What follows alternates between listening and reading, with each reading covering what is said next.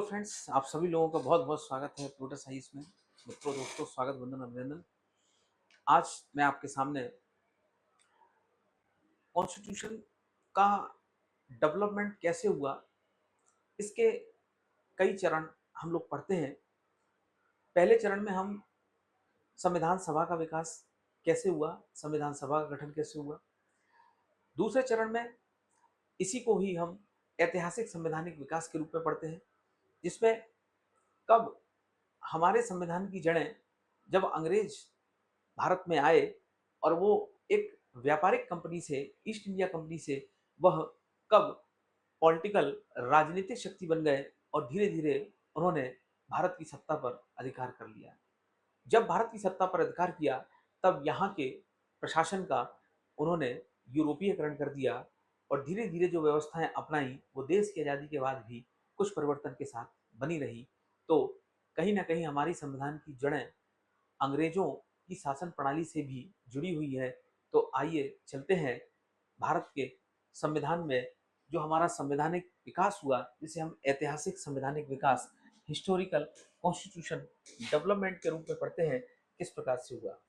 देखिए, प्लासी का युद्ध 1757 में हुआ और उसके बाद अब अंग्रेज जो है वो विशुद्ध व्यापारिक कंपनी नहीं रहे, क्योंकि वह एक पॉलिटिकल पावर बन चुके थे और भारत का जो सबसे बड़ा राज्य था, जिसे बंगाल कहा जाता था, उस बंगाल पर उन्होंने अधिकार कर लिया। लेकिन शासन उन्होंने प्रत्यक्ष रूप से नहीं किया।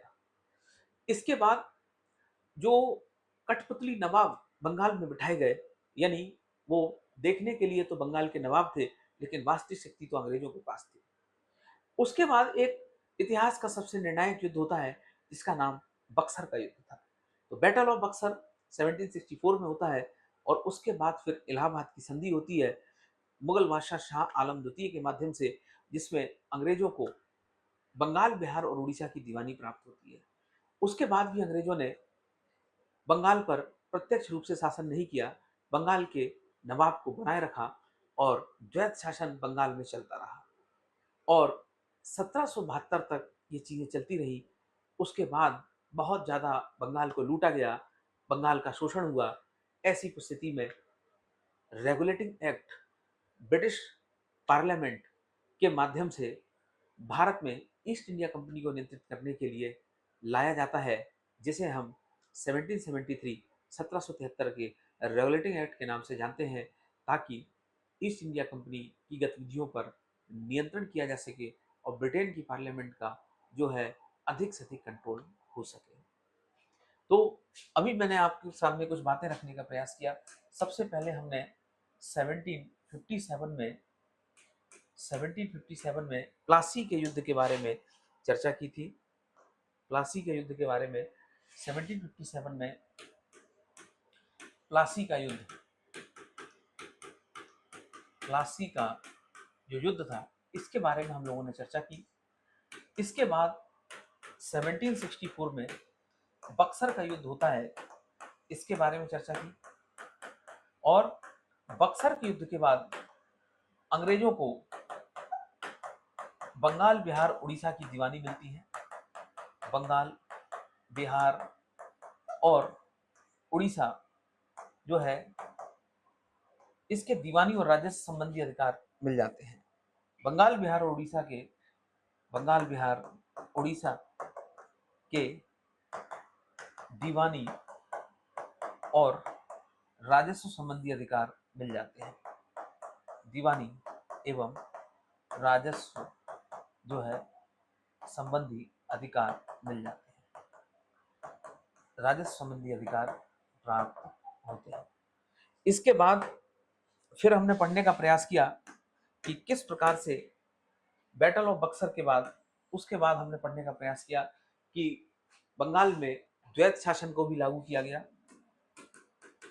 बंगाल में द्वैत शासन को लागू किया गया और उसके बाद फिर जब बंगाल में बहुत ज़्यादा भ्रष्टाचार, लूट और बंगाल की व्यवस्था को, बंगाल के व्यापारियों को, बंगाल के बुनकरों को पूरी तरीके से जब लूट मार, यानी केम पढ़ी करने से डाकू राज्य के रूप में कहा है, जब बहुत ज़्यादा चरम स्तर पे ये भ्रष्टाचार और ये लूट-फंड जो है बढ़ने लगी, तो ऐसी परिस्थिति में ब्रिटिश पार्लियामेंट वहाँ पर शिकायत जाती है और कहीं न कहीं ईस्ट इंडिया कंपनी के कार्यों को नियंत्रित करने के लिए रेगुलेटिंग एक्ट लाया जाता है। तो बंगाल में द्वैत शासन जो है ये 1772 तक चलता है और उसके बाद रेगुलेटिंग जो है एक्ट आता है। ये रेगुलेटिंग एक्ट 1773 1773 का पहला रेगुलेटिंग एक्ट आता है। तो चलिए हम लोग इन्हीं बातों को अब समझते हैं कि हम कौन कौन से अधिनियम को पढ़ेंगे। तो इसके अंतर्गत हम चर्चा करेंगे। सबसे पहले इसके अंतर्गत हम लोग सबसे पहले चर्चा करेंगे सबसे पहले हम लोग इसके अंतर्गत चर्चा करेंगे रेगुलेटिंग एक्ट 1773, रेगुलेटिंग एक्ट 1773। उसके बाद नेक्स्ट हम पढ़ेंगे Pitt's India act, Pitt's India act 1784। उसके बाद हम पढ़ेंगे, बीच में थोड़े समय के लिए आया था, प्रधान सेनापति अधिनियम, प्रधान सेनापति अधिनियम 1786। और उसके बाद अब हम लोग पढ़ेंगे चार्टर एक्ट, चार्टर एक्ट।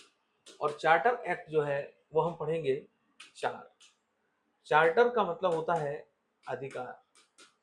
ये अधिकार किसको देना है?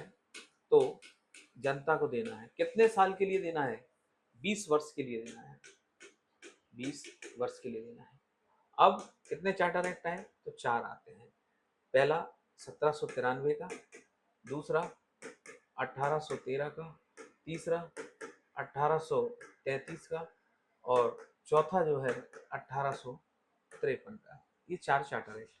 इसके बाद फिर क्या होगा? इसके बाद फिर 1857 की क्रांति होगी। इसके बाद अब क्या होगा?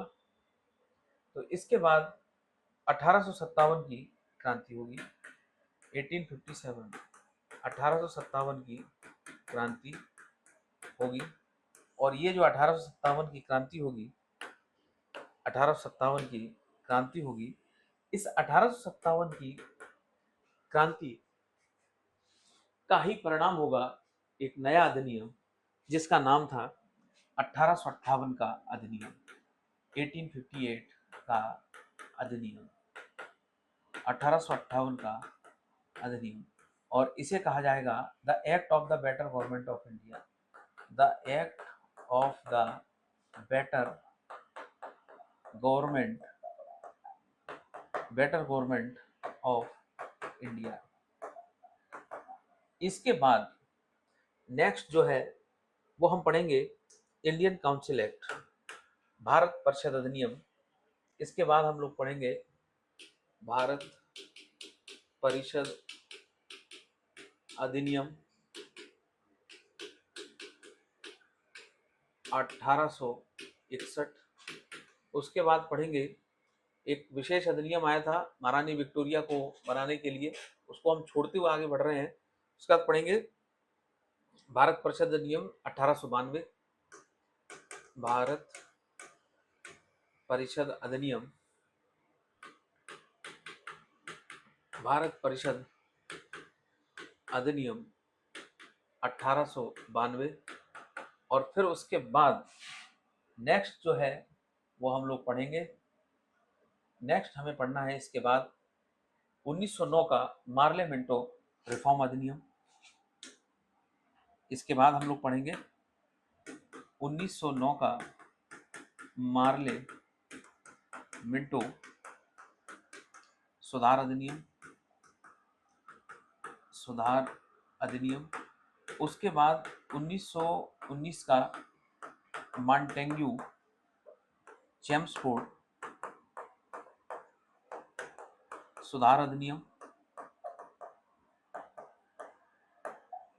इसके बाद हम लोग पढ़ेंगे 1935 का भारत शासन अधिनियम, भारत शासन अधिनियम, और उसके बाद हम लोग पढ़ेंगे 1947 का भारतीय स्वतंत्रता अधिनियम। भारतीय स्वतंत्रता अधिनियम, ये हमें पढ़ने हैं महत्वपूर्ण अधिनियम। तो सबसे पहले हमने क्या पढ़ा? Battle of Plassey. कब पढ़ा? 1757। उसका क्या परिणाम निकला कि अब अंग्रेज ईस्ट इंडिया कंपनी केवल व्यापारिक कंपनी नहीं रही, वह एक राजनीतिक पॉलिटिकल पावर बन चुकी है, राजनीतिक शक्ति बन चुकी है, और बंगाल के ऊपर उसका अधिकार जो है हो जाता है। इसके बाद अंग्रेजों ने प्रत्यक्ष रूप से बंगाल पर शासन नहीं किया, कठपुतली नवाबों के माध्यम से बंगाल पर वो शासन करते रहे। लेकिन बैटल ऑफ बक्सर के बाद 1764 में अंग्रेजों ने इलाहाबाद की जो संधि की 12 अगस्त और 16 अगस्त 1765 को, उसके माध्यम से अंग्रेजों को बंगाल, बिहार और उड़ीसा के दीवानी और राजस्व संबंधी अधिकार प्राप्त होते हैं। यानी लीगल रूप से अब मुगल बादशाह के माध्यम से अंग्रेजों को पहली बार बंगाल में टैक्स, कर वसूल करने के अधिकार प्राप्त होते हैं। साथ ही साथ सिविल मैटर्स पे वो कानून को लागू कर सकते थे, और डिसीजन जो है वो किस प्रकार से करें, ये पूरे फैसला उनके पास पहुंच जाता है। उसके बाद बंगाल में द्वैत शासन को लागू किया जाता है, और के एम पणिक्कर जैसे महोदय ने इसे डाकू राज्य के रूप में कहा था। उसके बाद बंगाल को बहुत लूटा गया। बंगाल के बुनकरों की जो दुर्व्यवस्था है उसको देखते हुए एक महान जो है अंग्रेज गवर्नर जनरल ने कहा कि बंगाल के बुनकरों की हड्डियों से बंगाल की धरती सफेद हो चुकी है। बंगाल जो कभी समृद्धि और सोने की चिड़िया का प्रतीक हुआ करता था, आज वो भुखमरी और अकाल ग्रस्त स्थिति में पहुंच चुका है। ऐसी परिस्थिति में एक बार फिर ईस्ट इंडिया कंपनी को नियंत्रित करने के लिए रेगुलेटिंग एक्ट जो है लाया जाता है 1773 1773 में, और उस रेगुलेटिंग एक्ट में बंगाल के गवर्नर को बंगाल का गवर्नर जनरल कहा जाने लगा, और लॉर्ड वारेन हेस्टिंग्स को बंगाल का पहला गवर्नर जनरल बनाया गया। कलकत्ता में एक शीर्ष न्यायालय की स्थापना की गई, और सर एलिजा इम्पे को पहला मुख्य न्यायाधीश बनाया गया, और अन्य न्यायाधीश चैम्बर्स, हाइड और लेमनेस्टर्स को बनाया गया। इसके अलावा जो ब्रिटिश भारत के अंतर्गत बॉम्बे प्रेसिडेंसी और मद्रास प्रेसिडेंसी थी, उसके ऊपर भी नियंत्रण गवर्नर जनरल का रखा गया। जो बंगाल का गवर्नर जनरल था उसका नियंत्रण बम्बई और मद्रास प्रेसिडेंसी के ऊपर भी रखा गया। इसके साथ साथ गवर्नर जनरल की परिषद में 4 सदस्य जो हैं वो जोड़े गए। एक छोटी सी काउंसिल, एक छोटी सी परिषद बनाई गई। उसके बाद 1784 का पिट्स इंडिया एक्ट, यानी बहुत हद तक तो ईस्ट इंडिया कंपनी की गतिविधियों पर लगाम लग पाने में यह अधिनियम सफल रहा, लेकिन पूर्णतः सफल भी नहीं रह पाया। इसके कारण एक बार फिर ईस्ट इंडिया कंपनी के कार्यों को और नियंत्रित करने के लिए ब्रिटेन के लोकप्रिय नेता थे विलियम पिट, उनके माध्यम से ये पिट्स इंडिया एक्ट लाया जाता है, और इस एक्ट के माध्यम से ईस्ट इंडिया कंपनी के कार्यों को एक बार फिर विभाजित किया गया। ईस्ट इंडिया कंपनी के कार्यों को विभाजित किया गया राजनीतिक कार्य और व्यापारिक कार्य। जो पॉलिटिकल मैटर होते थे, जो राजनीतिक कार्य होते थे, उनकी जिम्मेदारी बोर्ड ऑफ कंट्रोल को दी गई, जबकि जो व्यापारिक कार्य होते थे उनकी जिम्मेदारी कोर्ट ऑफ डायरेक्टर को दी गई। और कोर्ट ऑफ डायरेक्टर में 24 सदस्य होते थे, जबकि बोर्ड ऑफ कंट्रोल में 6 सदस्य होते थे। उसके बाद अब ये कहा गया कि राजनीतिक कार्य जो है वो केवल और केवल कौन करेगा? बोर्ड ऑफ कंट्रोल करेंगे, जिसमें 2 जो व्यक्ति होंगे वो ब्रिटेन की पार्लियामेंट के सदस्य होंगे। तो इस प्रकार ईस्ट इंडिया कंपनी अब मनमानी नहीं कर पाएगी, क्योंकि उसके एक ही कंपनी जो दोनों कार्य करती थी, यानी अब उसके व्यापारिक कार्य और उसके राजनीतिक कार्यों को अलग अलग कर दिया। और ब्रिटेन की संसद के सदस्य, जिसमें एक चांसलर ऑफ एक्सचेकर होता था, उसे बोर्ड ऑफ कंट्रोल में शामिल किया गया। बोर्ड ऑफ डायरेक्टर में 24 सदस्य होते थे। उसके बाद प्रधान प्रधान सेनापति अधिनियम आता है। गवर्नर जनरल कॉर्नवालिस को खुश करने के लिए 1786 में, बस इतने ही महत्व था। लेकिन अब इसके बाद चार्टर एक्ट की शुरुआत होती है, और चार्टर एक्ट जो है 4 भारत में आते हैं। चार्टर का मतलब होता है अधिकार। अधिकार किसको देना है? जनता को। कितने साल के लिए देना है? 20 सालों के लिए, और हर 20 साल बाद फिर समीक्षा होगी। कहीं कोई कमी होगी तो फिर उसके बाद भी कानूनों की समीक्षा की जाएगी, और समीक्षा होने के बाद कहीं कमी होगी तो उसे पूरा किया जाएगा। 1793 के चार्टर एक्ट में ईस्ट इंडिया कंपनी के जो वेतन भत्ते हैं कर्मचारियों के, वो भारतीय राजस्व से देने की बात कही गई, और ईस्ट इंडिया कंपनी के व्यापारिक अधिकारों को 20 वर्षों के लिए फिर से बढ़ा दिया गया। 1813 के चार्टर एक्ट में ईस्ट इंडिया कंपनी को पहली बार यह अधिकार दिया गया कि ईस्ट इंडिया कंपनी जो है वह 1 लाख रुपए का प्रावधान किया गया ईस्ट इंडिया कंपनी के माध्यम से, और वो 1 लाख रुपए का प्रावधान भारतीयों के लिए शिक्षा, साहित्य, समाज सेवा के लिए किया गया।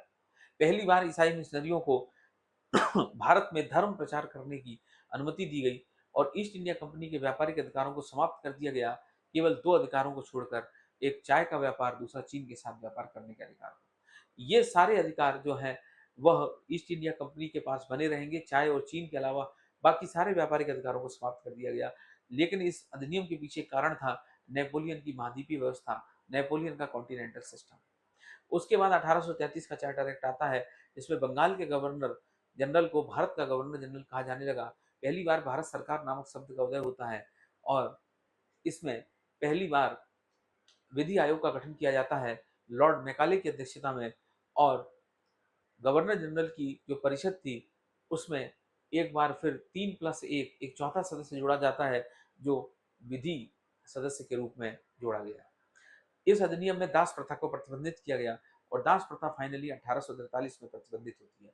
इस अधिनियम के माध्यम से केंद्रीकरण की दिशा में यह अंतिम जो है प्रयास था, यानी बंबई और मद्रास प्रेसिडेंसी को अपनी विधायी शक्तियों से वंचित होना पड़ा। यह जो अधिनियम था 1833 का अधिनियम, इसमें पहली बार भारत सरकार नामक शब्द का उदय होता है। ये जो अधिनियम था इसमें पहली बार योग्यता के सिद्धांत को अपनाए जाने की बात कही गई, अपनाया नहीं गया, और यह कहा गया भारतीयों के साथ धर्म, जाति, भाषा जो है, धर्म, जाति, भाषा, नस्ल के आधार पर भेदभाव नहीं होना चाहिए, क्योंकि अंग्रेजों के सैनिक और भारतीय सैनिकों में जमीन आसमान का भेदभाव किया जाता था, वेतन के मामले में और अन्य जो है तमाम मामलों में। इसके बाद जो है 1853 का अधिनियम आता है, 1853 का चार्टर एक्ट आता है, जिसमें एक बार फिर विधायी प्रक्रिया को जो है शुरुआत होती है, क्षेत्रीय प्रतिनिधित्व के सिद्धांत की शुरुआत होती है, कार्यकारी कार्यों को विधायी कार्यों से अलग किया गया, एग्जीक्यूटिव कार्य को विधायी लेजिस्लेटिव कार्यों से अलग किया गया, और 1853 का जो चार्टर एक्ट था, इस एक्ट के माध्यम से पहली बार 6 नए पार्षद जोड़े गए, जिन्हें विधान पार्षद कहा गया, यानी ये एक छोटी सी विधान परिषद जो है के रूप में क्षेत्रीय प्रतिनिधित्व का जो है शुरुआत होती है। 1853 के अधिनियम में ईस्ट इंडिया कंपनी जो है इसके बोर्ड ऑफ डायरेक्टर के सदस्यों की संख्या 24 से घटाकर 18 कर दी गई। 1853 का जो अधिनियम था इसमें योग्यता के सिद्धांत को अपनाया गया, लॉर्ड मैकाले को इसका फिर से अध्यक्ष बनाया जाता है, और योग्यता सिद्धांत मेरिट सिस्टम के माध्यम से ही प्रतियोगी परीक्षा प्रणाली का आयोजन किया गया ब्रिटेन में। इसके विषय थे लैटिन साहित्य, यूनानी और अंग्रेजी। फिर 1857 की क्रांति होती है, और उसके बाद 1858 का अधिनियम आता है, जिसे the act of the better government of India के नाम से जाना जाता है। इस अधिनियम के माध्यम से बोर्ड ऑफ कंट्रोल और कोर्ट ऑफ डायरेक्टर को विलय कर दिया जाता है, और एक पद में जिनका विलय किया जाता है उस पद को भारत सचिव के नाम से जाना जाता है। भारत सचिव जो ब्रिटेन में लंदन में ब्रिटिश पार्लियामेंट के मंत्रिमंडल का सदस्य होता था, भारत सचिव जो ब्रिटेन में बैठता था, और उसकी सहायता के लिए 15 सदस्यीय एक काउंसिल बनाई गई, जिसे गृह सरकार के नाम से जाना जाता है। भारत सचिव जो है उसका एजेंट होता था गवर्नर जनरल, और भारत में शासन करने की जो जिम्मेदारी है वो भारत सचिव को दी जाती है। इस प्रकार अब ईस्ट इंडिया कंपनी का शासन समाप्त होता है, और क्राउन महारानी विक्टोरिया के शासन में स्थापित किया जाता है, यानी ईस्ट इंडिया कंपनी के शासन को रिप्लेस करके महारानी विक्टोरिया क्राउन के शासन में स्थापित किया जाता है। और फिर उसके बाद इस अधिनियम में वो सभी संधि समझौते, वो सारी महारानी विक्टोरिया के माध्यम से ये घोषणा की जाती है कि देसी रियासतों के प्रति संरक्षण की नीति अपनाई जाएगी, क्योंकि उन्हें पता था कि इस तूफान में जो है 1857 की क्रांति के तूफान में यदि देसी रियासतें अंग्रेजों का साथ नहीं देती, तो लॉर्ड कैनिंग ने खुद कहा है कि इन तूफान में अवरोधों का काम देसी रियासतों ने किया, अदरवाइज कब का हमको बिस्तर गोल करना पड़ता। इसके बाद 1861 का अधिनियम, जिसमें प्रतिनिधित्व का सिद्धांत सामने आता है, जिसमें पोर्टफोलियो की बात कही जाती है, जिसमें पहली बार पोर्टफोलियो यानी विभागीकरण, डिपार्टमेंटलाइजेशन प्रणाली की शुरुआत होती है और प्रांतीय विधान परिषदों की शुरुआत होती है उत्तर पश्चिम सीमा प्रांत और जो है उत्तर पश्चिम सीमा प्रांत अ, उत्तर पश्चिम सीमा प्रांत, इसके बाद जो है बंगाल और आपका पंजाब 1897, यानी यहाँ पर प्रांतीय विधान परिषदों की स्थापना होती है। फिर कुछ भारतीयों को भी शामिल करने की बात कही गई। 1862 में सर दिनकर राव, बनारस के राजा, पटियाला के राजा को शामिल किया गया। उसके बाद 1892 का अधिनियम, यह अधिनियम परिणाम था राष्ट्रीय चेतना का, यह परिणाम था कांग्रेस की स्थापना के बाद के प्रयासों का। और इसमें दादा भाई नौरोजी से लेकर तमाम सारे लोग, गोपाल कृष्ण गोखले से लेकर तमाम सारे लोगों का योगदान था। और इस अधिनियम के माध्यम से अप्रत्यक्ष रूप से चुनाव के सिद्धांत को अपनाया गया और प्रश्न पूछने की अनुमति दी गई।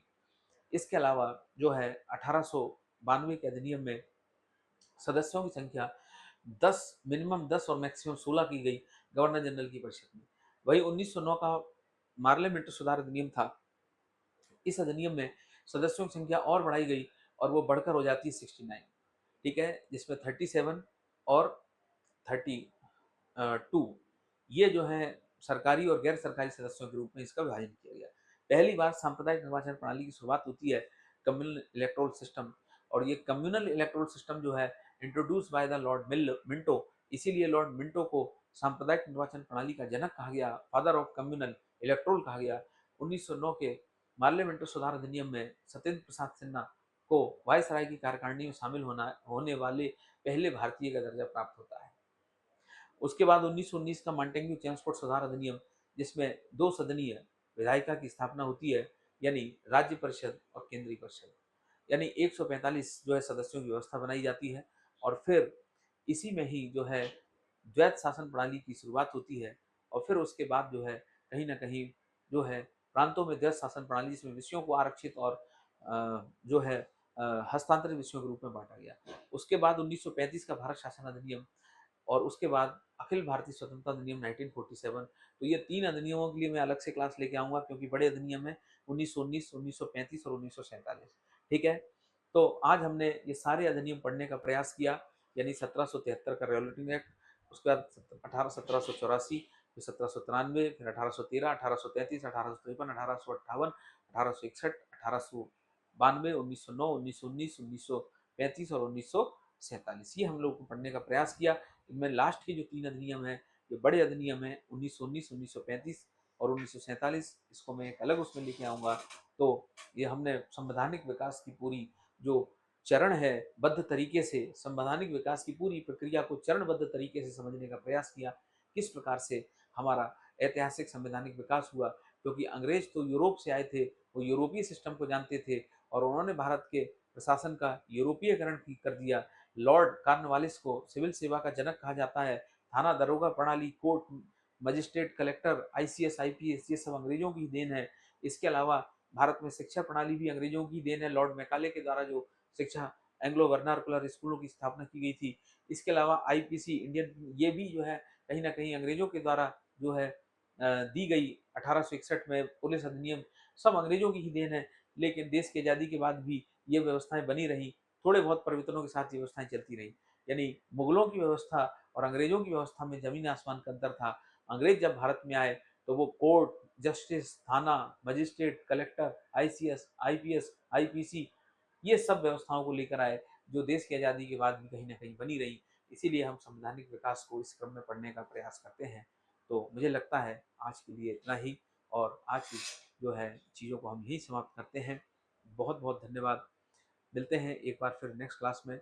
वंदे मातरम। भारत माता की।